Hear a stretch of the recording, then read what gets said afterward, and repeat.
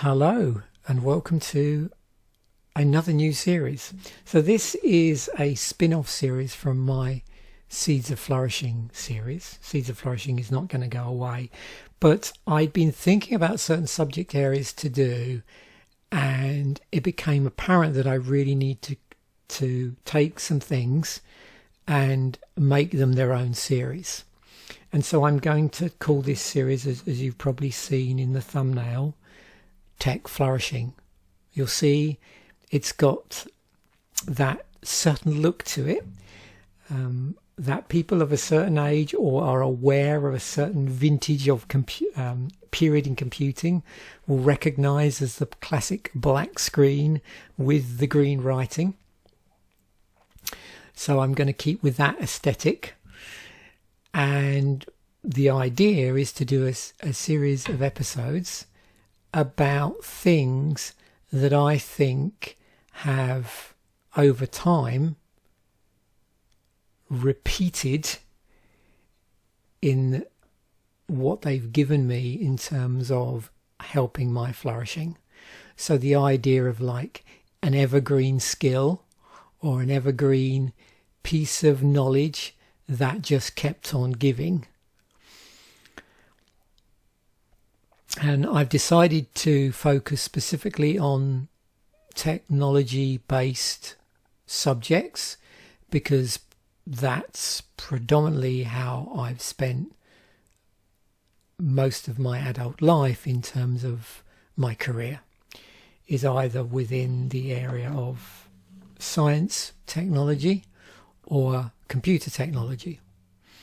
So that makes the most sense to me. So the sort of subject areas that I'm going to cover are going to be specific technological areas which I've used in some capacity over and over and over again. I'm going to put to one side broad concepts, so there's going to be no episode about wasn't math useful, or wasn't English useful, or wasn't chemistry useful. Those are sort of a given for me. But what I will do is within those domains and others talk about specific, quite granular things, which I've noticed over a number of years and decades have, like I said, kept on giving and kept on contributing for my flourishing, both in their original form and as they've been abstracted. Now, I wanted to present this somewhat chronologically, and what I mean by that is the earlier episodes are going to tend to be the older skills that I picked up way back. But, of course, there may be some jumping around as I realise that there was a certain thing that I should have covered that I didn't. And so the other day I was trying to think back to a really early example of a piece of knowledge that really contributed to my understanding of technology in lots of different ways, or technology-based domains in lots of different ways. And the earliest one I can think of off the top of my head, and I think that's probably the one I should start with for this series, is number bases. So this was something I would have learned way back in junior school. So in the UK, there's primary school and then there's junior school, and you go so primary school first, then junior school. I can never remember the exact cut-off between the two. And what happens is around, the age of, say, 11, between 11 and 12, you then go to secondary school or whatever. There's a number of different options of schools that you could go to the UK. And, in terms of my lifetime, I'm talking here about the 70s. And so this is a piece of knowledge, a skill, very much set, for want of a better word, or I learnt it back in the 70s. So just to clarify here, because I've got two terms in the thumbnail, number bases and radix. So let's start off by just explaining the relationship between the two. So I've got up here LibreText Mathematics, just a nice page that I could find, which gives a nice easy explanation here. So number base is the number of digits or combination of digits that a system of counting uses to represent numbers. A base can be any whole number greater than 0, and the most commonly used number system is the decimal system, known as base 10. And so what's a radix? So similar term. In a positional numeral system, the radix or base, so looks like it can be used interchangeably. The radix or the base is a number of unique digits, including the digit 0, used to represent numbers. For example, for the decimal denary system, the most common system in use today, the radix base number is 10 because it uses 10 digits from 0 to 9. And certainly when I learned this originally, it was always referred to bases. And there were lots of different reasons at the time.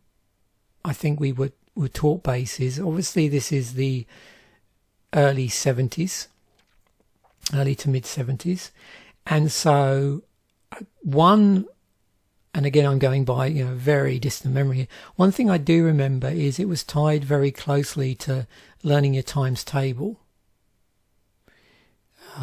The two were sort of taught one after the other. And so there was sort of a relationship to some of that in why we learnt it. And I'm trying to think, as I think through the different notations that we're going to talk about, which ones had the most use in, obviously, I'm holding off here to be. There's one of them that's going to stick out like a sore thumb in terms of how useful it is in computing. But I'm just thinking about the time generally, like what was the point of learning it at that time in relation to everything else we were learning? So just within it itself. And I remember learning the times table and also things like geometry, 360 degrees in a circle, and having to divide up stuff like that. And also just learning about number systems generally, like Roman numerals, various methods of counting. So basically counting systems, it seemed to be tied into.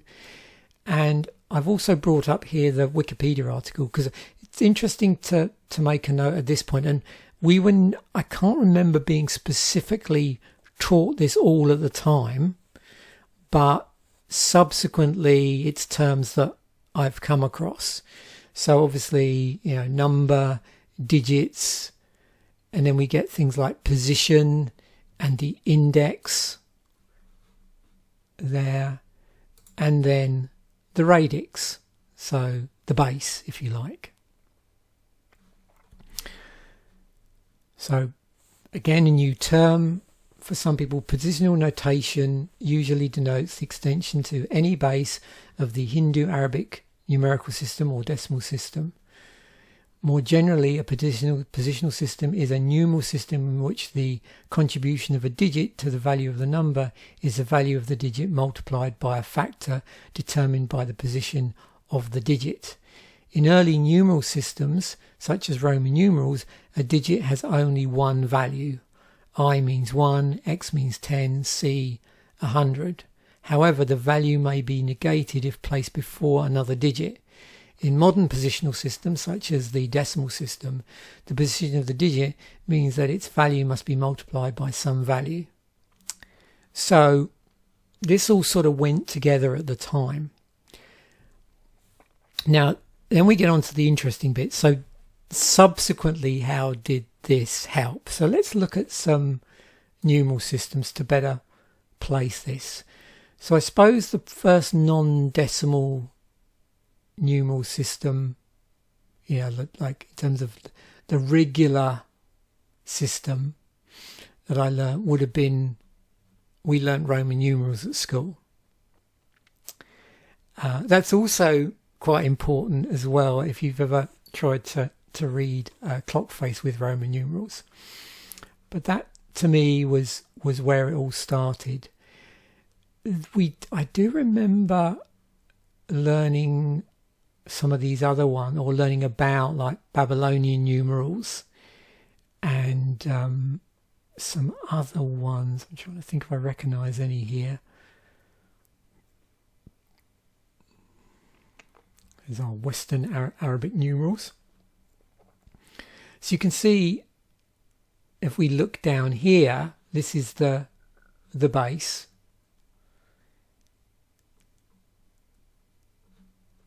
But as I pointed out, Roman numerals, there is no base. And then this is where it got interesting. So we then started to learn the standard positional numeral systems.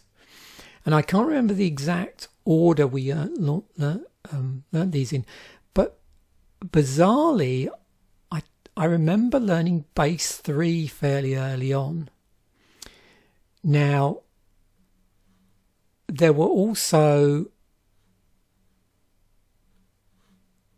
reasons why we learned base 12 to do with the clock, and I think also it did mention in one of the Wikipedia articles base 60 as well. And all the different relationships to the degrees in a circle, and also there's other ways of measuring angles as well. But then of course we came to binary, and of course for me this underpins all of my computing knowledge, is how binary relates to digital computing. The other thing actually I didn't mention is some of these bases relate to things like imperial measures and how they're done, because they're not base 10 systems. And in the UK, in the 70s, we would have been going from a imperial based currency system to a decimal base. We went to decimalisation as well. So there was all that going on in the background. And then we learned things like octal. That weird sound is the cat yowling if it's coming up in the microphone. It's probably found a sock or something. So octal. And here's the thing. I'm trying to remember whether at that point we even touched on hexadecimal. I don't think we did.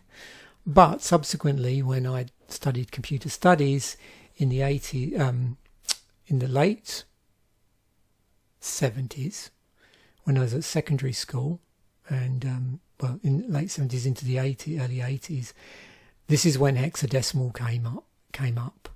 So learned hexadecimal, and from that point onwards,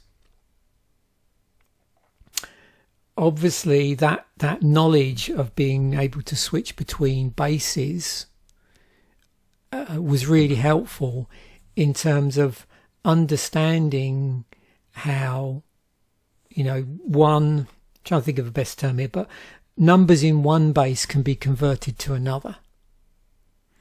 So I can remember during my computer studies getting really interested in how binary converted to decimal and vice versa, and hexadecimal and binary, and how the different bases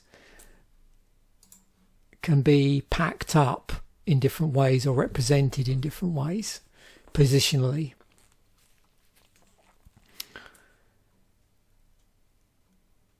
And of course, anybody that's looked at machine code will probably recognize this sort of thing.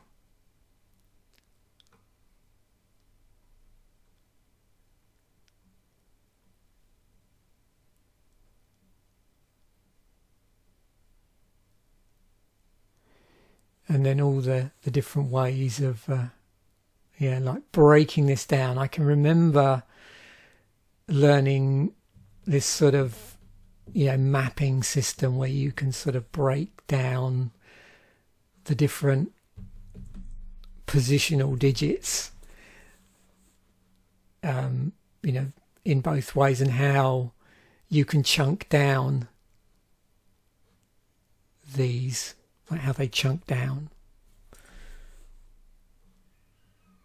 Base 4 and base 8, and how they all relate together, how you do like mathematics on all the different things as well.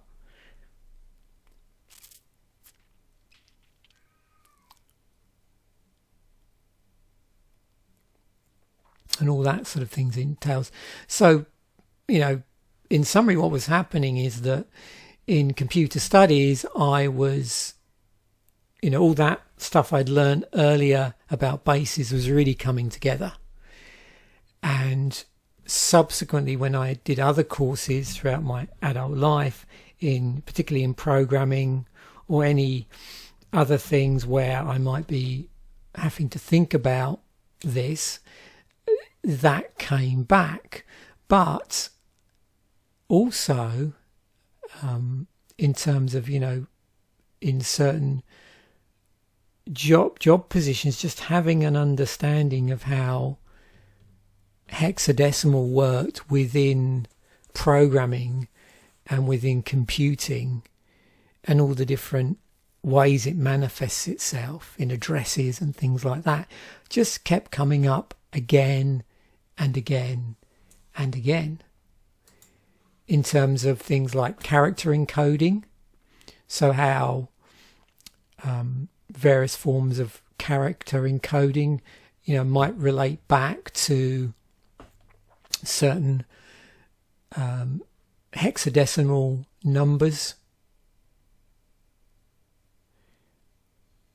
or how things might represent back to bits, most sort of things. So, all this number-based knowledge just reformed itself in various ways. And then when I came to learn about low-level programming languages, how that manifested itself in different forms.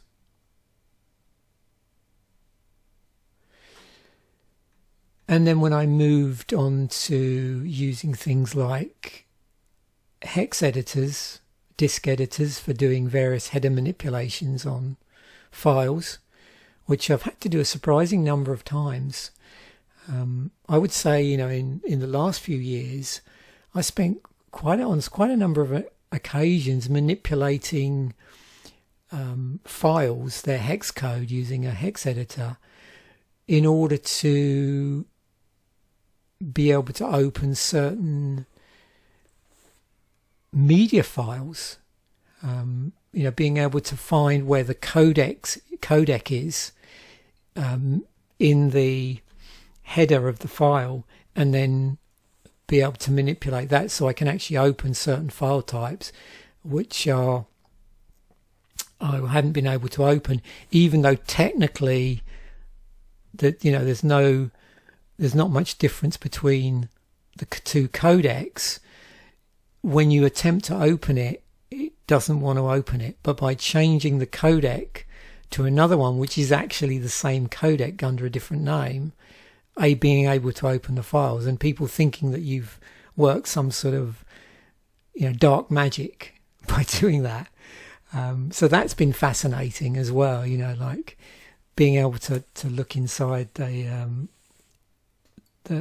files and understand how, where all the characters are, because of my understanding of hex codes and how the different parts relate, and you know, even simple things like how certain codes, numerical codes, relate to things like end of file lines, you know, carriage return, hard, all those sort of things.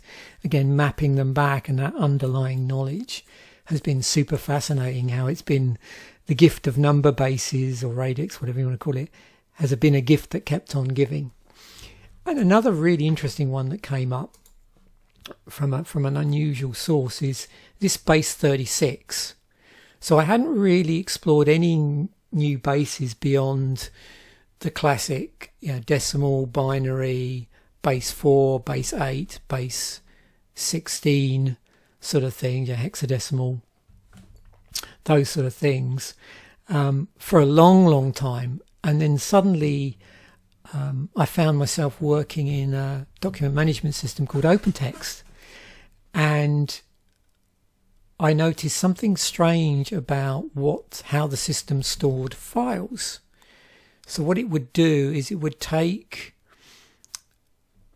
details about the file, the original document number, which would be in decimal. It would be a decimal document number, I think, if I've got that right. Yeah, decimal document number, I believe, and convert it to base 36.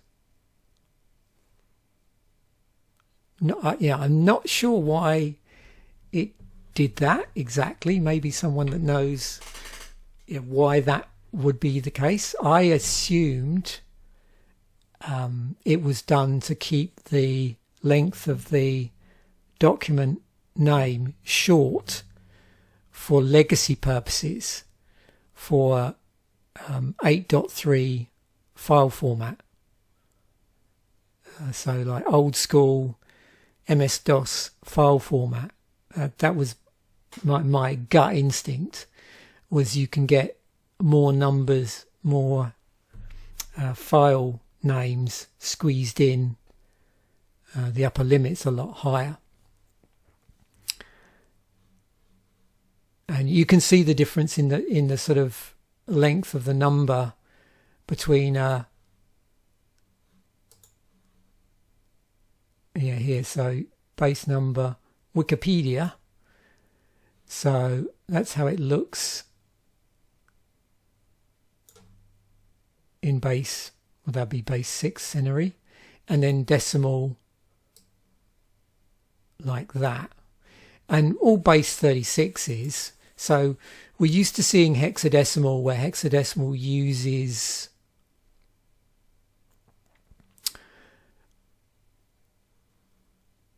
here up to here, so up to 15, because you know so it's these here. So 0 takes up obviously a space, if you like, so 1, 2, 3, 4 up to 16, so 0 to F. What's nice about base 36, with 36 slots, that's a better term, 36 slots, 36 indexes, I suppose, is a better term I should use, 36 indexes, it's using up all of the characters of the alphabet and all of the numbers, all the decimal numbers there.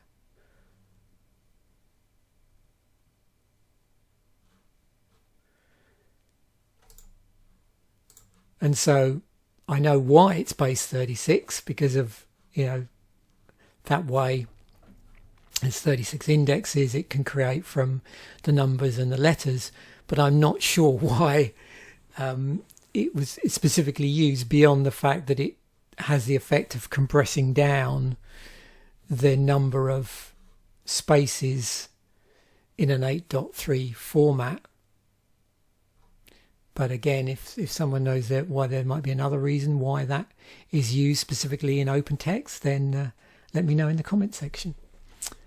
But yeah, that was fascinating when that came along, and I sort of was looking at it and thinking, oh, this is really strange. Like, you know, you look at the document name, and instead of being the original number, it's got letters in it, but it doesn't stop. So it's like my first instinct was, oh, is that hexadecimal? And then, well, no, it's not, because it's got other characters in it. And then I realized, oh, yeah, and there's actually a DOS program that you can use to take a document number and convert it from decimal into base 36.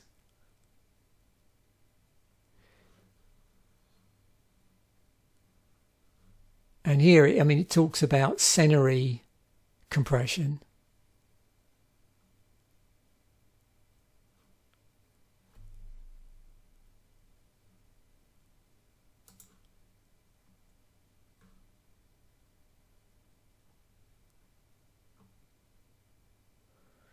And I'm sure if I went through here, I could find all the different reasons as to why base 36 is appealing. But it's fun, obviously more fun to get viewers' opinion if they have a knowledge of that. So that's the end of this particular first episode of Tech Flourishing about number bases stroke Radix.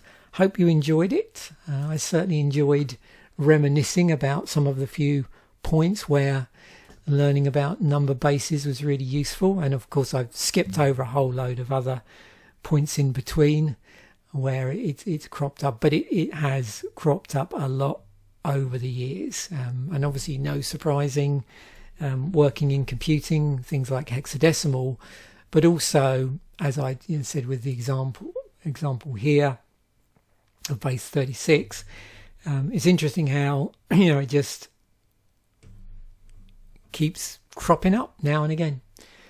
Thanks once again for watching. Bye for now, and I will catch you in a future episode.